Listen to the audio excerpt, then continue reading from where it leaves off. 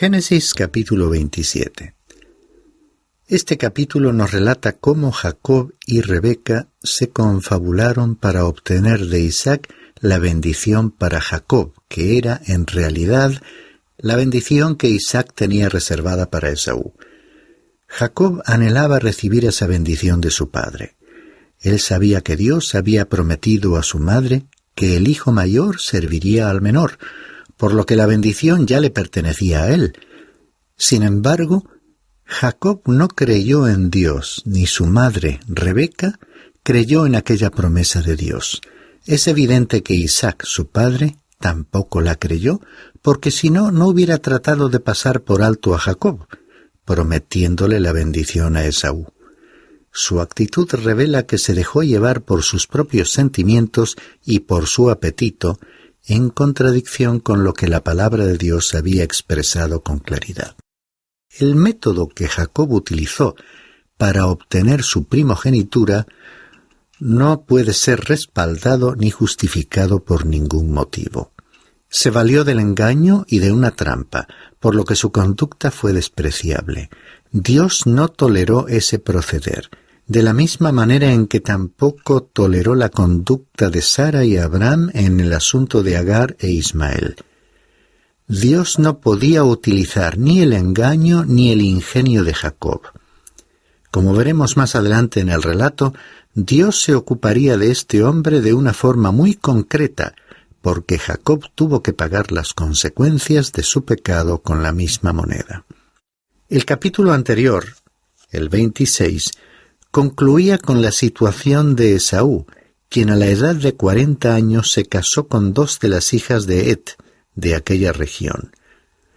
Aquella unión fue causa de aflicción para Isaac y Rebeca. Luego veremos que ellos reconocieron que Jacob no podría casarse con una de las hijas de Het o con una mujer filistea. Este fue el motivo que les movió a enviarle a la zona de Harán, donde se casaría con una mujer de la familia de Abraham. Leamos los primeros 4 versículos que nos cuentan cómo Isaac prometió la bendición a Esaú. Y aconteció que siendo ya viejo Isaac, y sus ojos demasiado débiles para ver, llamó a Esaú, su hijo mayor, y le dijo: «Hijo mío». Y él respondió: «Heme aquí». Y dijo Isaac: «Mira, yo soy viejo y no sé el día de mi muerte. Ahora pues, te ruego, toma tu equipo, tu aljaba y tu arco, sal al campo y tráeme caza. Y prepárame un buen guisado como a mí me gusta, y tráemelo para que yo coma y que mi alma te bendiga antes que yo muera». Hemos considerado que Isaac era un hombre excepcional, una gran personalidad. Recordemos cuando el rey Abimelech y los filisteos, que le temían y respetaban, vinieron a concertar un tratado con él. Era un hombre paciente y pacífico, y al mismo tiempo prominente y poderoso. Sin embargo, aquí reveló su debilidad. Durante toda su vida Esaú había sido su hijo favorito, mientras que Jacob había sido el favorito de Rebeca. Esaú era el joven amante de la vida al aire libre, que salía de caza y volvería trayendo un ciervo u otro animal para asarlo y para que su padre disfrutase así de una buena comida. Ahora Isaac, en su ancianidad, quería bendecir a su hijo favorito. Aunque él sabía bien que Dios había dicho que el hijo mayor serviría al menor, evitó cumplir lo que Dios había establecido, porque realmente quería bendecir a Esaú. Es así que le pidió que saliese al campo a cazar para traerle y prepararle una comida, después de la cual le bendeciría. Así estaba la situación y las relaciones familiares en aquel hogar. Leamos los versículos 5 al 8 para ver de qué manera Rebeca conspiró con Jacob para engañar a Isaac. Rebeca estaba escuchando cuando Isaac hablaba a su hijo Esaú. Y cuando Esaú fue al campo a cazar una pieza para traer a su casa, Rebeca habló a su hijo Jacob, diciendo: «He aquí, oí a tu padre que hablaba con tu hermano Esaú, diciéndole: tráeme caza y prepárame un buen guisado para que coma y te bendiga en presencia del Señor antes de mi muerte. Ahora pues, hijo mío, obedéceme en lo que te mando». Rebeca acertó a oír lo que Isaac dijo a Esaú, y para proteger a Jacob, su favorito, concibió aquel plan basado en el engaño. Dios no podía tolerar ese astuto proceder desde ningún punto de vista. Él permitió que este incidente quedase registrado como historia, aunque lo condenase. Recordemos lo que sucedió en esta ocasión, porque luego comprobaremos cómo todo acabó volviéndose en contra de Jacob. Leamos el diálogo entre la madre y el hijo, y cómo resolvieron el problema del diferente aspecto físico de Esaú, en los versículos 9 al 17. «Ve ahora al rebaño y tráeme de allí 2 de los mejores cabritos de las cabras, y yo prepararé con ellos un buen guisado para tu padre como a él le gusta. Entonces se lo llevarás a tu padre, que comerá, para que te bendiga antes de su muerte». Y Jacob dijo a su madre Rebeca: «He aquí, Esaú mi hermano es hombre velludo y yo soy lampiño. Quizá mi padre me palpe, y entonces seré para él un engañador, y traeré sobre mí una maldición y no una bendición». Pero su madre le respondió: «Caiga sobre mí tu maldición, hijo mío, solamente obedéceme, y ve y tráemelos». Y él fue, los tomó y los trajo a su madre, y su madre hizo un buen guisado como a su padre le gustaba. Entonces Rebeca tomó las mejores vestiduras de Esaú, su hijo mayor, que tenía en la casa, y vistió a Jacob, su hijo menor. Le puso las pieles de los cabritos sobre las manos y sobre la parte lampiña del cuello, y puso el guisado y el pan que había hecho en manos de su hijo Jacob. La preparación de la trama no pudo ser más minuciosa, y Jacob estuvo listo para entrevistarse con su padre utilizando métodos fraudulentos con los cuales Dios, por supuesto, no tenía nada que ver. Continuaremos leyendo el relato bíblico, que en el próximo párrafo nos relata cómo la intriga tuvo éxito y Jacob engañó a su padre. Leamos en primer lugar los versículos 18 al 20. Entonces él fue a su padre y dijo: «Padre mío». Y éste respondió: «Aquí estoy. ¿Quién eres, hijo mío?» Y Jacob dijo a su padre: «Soy Esaú, tu primogénito. He hecho lo que me dijiste. Levántate, te ruego, siéntate y come de mi caza para que me bendigas». E Isaac dijo a su hijo: «¿Cómo es que la has encontrado tan pronto, hijo mío?» Y él respondió: «Porque el Señor tu Dios hizo que así me acaeciera». Resulta sorprendente aquí la utilización del nombre de Dios por parte de Jacob. Esto me lleva a añadir una breve reflexión sobre la importancia que tiene este asunto en la actualidad, en la que el comportamiento privado y público de los cristianos se halla bajo el escrutinio de otros. De acuerdo con los principios éticos de las Sagradas Escrituras, no existe tal cosa como una piadosa utilización de métodos dudosos o que impliquen engaño u ocultamiento, por más meritorios que puedan parecer los motivos o fines.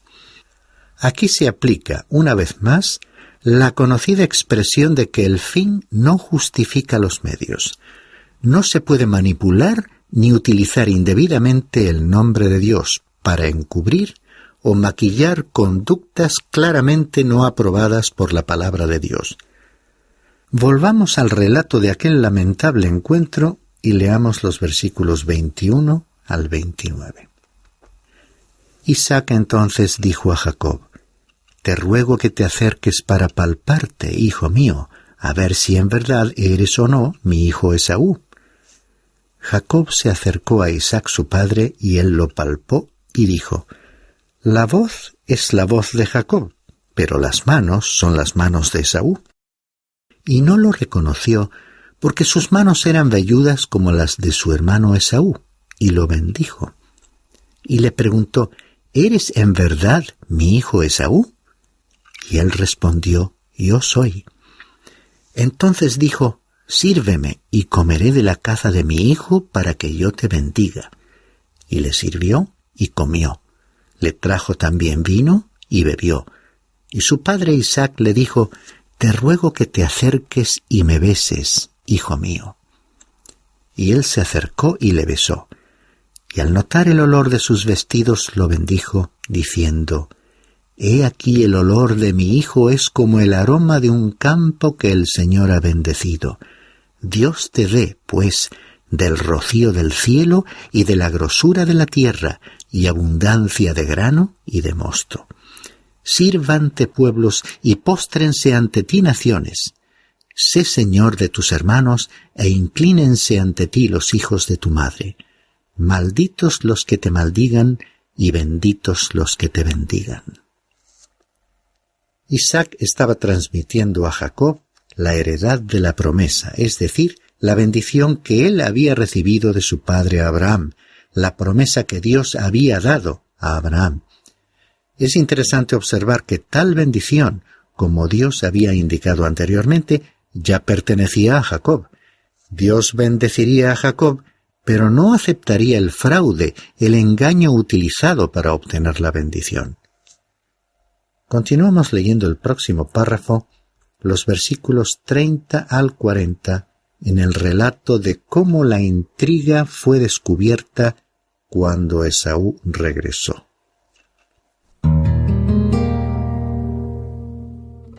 Y sucedió que tan pronto como Isaac había terminado de bendecir a Jacob, y apenas había salido Jacob de la presencia de su padre Isaac, su hermano Esaú llegó de su cacería. Y también él hizo un buen guisado y lo trajo a su padre y le dijo: Levántese mi padre y coma de la caza de su hijo para que tú me bendigas. Y su padre Isaac le dijo: ¿Quién eres? Y él respondió: Soy tu hijo, tu primogénito Esaú. Y tembló Isaac con estremecimiento muy grande y dijo: ¿Quién fue entonces el que trajo caza antes que tú vinieras, y me la trajo y yo comí de todo y le bendije? Sí, y bendito será. Al oír Esaú las palabras de su padre, clamó con un grande y amargo clamor y dijo a su padre: Bendíceme, bendíceme también a mí, padre mío. Y él respondió: Tu hermano vino con engaño y se ha llevado tu bendición. Y Esaú dijo: Con razón se llama Jacob, pues me ha suplantado estas 2 veces. Me quitó mi primogenitura y he aquí ahora me ha quitado mi bendición. Y añadió: ¿No has reservado una bendición para mí? Pero Isaac respondió y dijo a Esaú: He aquí, yo le he puesto por señor tuyo y le he dado por siervos a todos sus parientes, y con grano y mosto le he sustentado. En cuanto a ti, ¿qué haré, pues, hijo mío? Y Esaú dijo a su padre: ¿No tienes más que una bendición, padre mío? Bendíceme, bendíceme también a mí, padre mío. Y Esaú alzó su voz y lloró. Entonces su padre Isaac respondió y le dijo: He aquí, lejos de la fertilidad de la tierra será tu morada, y lejos del rocío que baja del cielo. Por tu espada vivirás, y a tu hermano servirás. Mas acontecerá que cuando te impacientes, arrancarás su yugo de tu cerviz. Según la narración, en el oportunismo de Jacob funcionó también el factor tiempo, pues apenas salió entró Esaú. Una coincidencia de ambos en este episodio hubiese resultado trágica. En esto podemos ver la intervención de Dios, que evitó así que uno de los hermanos hubiera sido muerto por el otro y que ese otro se convirtiese en homicida de su hermano. Y la reacción de dolor de Esaú fue comprensible. Aunque debamos preguntarnos si su profunda tristeza se debía solamente a la pérdida de los beneficios materiales de aquella bendición, o si en alguna medida le afectaban también las implicaciones espirituales incluidas en la bendición. El escritor de la epístola a los Hebreos, comentando este incidente en el capítulo 12, versículo 17, y refiriéndose a Esaú, dice: «Porque sabéis que aún después, cuando quiso heredar la bendición, fue rechazado, pues no halló ocasión para el arrepentimiento, aunque la buscó con lágrimas». Aquí quizás pueda interpretarse que su arrepentimiento no fue completamente sincero, sino más bien la expresión de una frustración por las consecuencias del engaño que había sufrido. De todos modos, Isaac pronunció para él una bendición relacionada con su futuro que finalizaba con una nota positiva, ya que la sumisión ante su hermano Jacob no sería para siempre. También hemos de observar en los siguientes capítulos que la bendición a Jacob no implicaba una vida de bienestar ni carente de problemas. Su carácter tampoco cambió repentinamente al recibir esta bendición, sino que fue evolucionando en las sucesivas experiencias por las que Dios le fue llevando y por haber tenido que sufrir las consecuencias de su engaño. Leamos, pues, en el último párrafo del capítulo, en los versículos 41 al 46, el relato de cómo Rebeca envió a Jacob a Labán para librarle de la ira de su hermano Esaú. Esaú, pues, guardó rencor a Jacob a causa de la bendición con que su padre le había bendecido. Y Esaú se dijo: «Los días de luto por mi padre están cerca. Entonces mataré a mi hermano Jacob». Cuando las palabras de Esaú, su hijo mayor, le fueron comunicadas a Rebeca, envió a llamar a Jacob, su hijo menor, y le dijo: «Mira, en cuanto a ti, tu hermano Esaú se consuela con la idea de matarte. Ahora pues, hijo mío, obedece mi voz. Levántate y huye a Harán, a casa de mi hermano Labán, y quédate con él algunos días hasta que se calme el furor de tu hermano, hasta que la ira de tu hermano contra ti se calme y olvide lo que le hiciste. Entonces enviaré y te traeré de allá. ¿Por qué he de sufrir la pérdida de vosotros dos en un mismo día?» Y Rebeca dijo a Isaac: «Estoy cansada de vivir a causa de las hijas de Het. Si Jacob toma mujer de las hijas de Het, como estas, de las hijas de esta tierra, ¿para qué me servirá la vida?» Aquí hemos podido ver a la madre tomando este asunto en sus manos. Recordemos que Esaú se había casado con mujeres paganas, lo cual había traído gran aflicción al hogar. En vista de aquella situación, Rebeca encontró un motivo para convencer a Isaac de la conveniencia de que Jacob saliese de allí para evitar que cometiese el mismo error. De esa manera, en realidad, le estaba protegiendo de su hermano Esaú. Lejos estaba de imaginar hasta qué punto pagaría ella las consecuencias de su propia actuación en este asunto. Nunca volvería a ver a su hijo Jacob. Le envió fuera de su casa con la intención de mantenerle ausente por un tiempo breve que en realidad se convertiría en un largo período de tiempo, nada menos que 20 años, y durante ese período ella moriría. Y Jacob regresaría para el funeral de su padre, pero nunca volvería a ver a su madre. Un detalle interesante es que Rebeca estaba enviando a su hijo favorito a la casa de su hermano Labán, precisamente al lugar en que Jacob tendría que aprender durísimas lecciones, ya que experimentaría en carne propia los malos resultados de su fraude y el duradero y amargo fruto de su carácter engañoso. Creyó ser muy astuto, pero durante muchos años tendría que soportar que su tío Labán, que le superaba en inteligencia, controlase su vida con engaños y artimañas. Pero volviendo a la secuencia final del relato, imaginamos cómo habrán sido aquellos años de la vida de Rebeca al considerar el poco aprecio de su hijo Esaú a causa de este episodio. Concluimos nuestro programa resaltando la amargura y el tiempo malgastado o perdido que resultan de actuar con incredulidad ante la palabra y las promesas de Dios, obrando impulsivamente y en contra de los planes de Dios.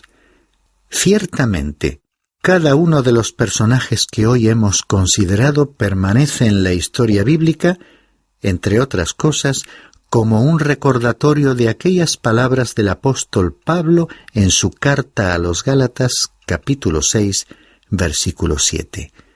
No os dejéis engañar.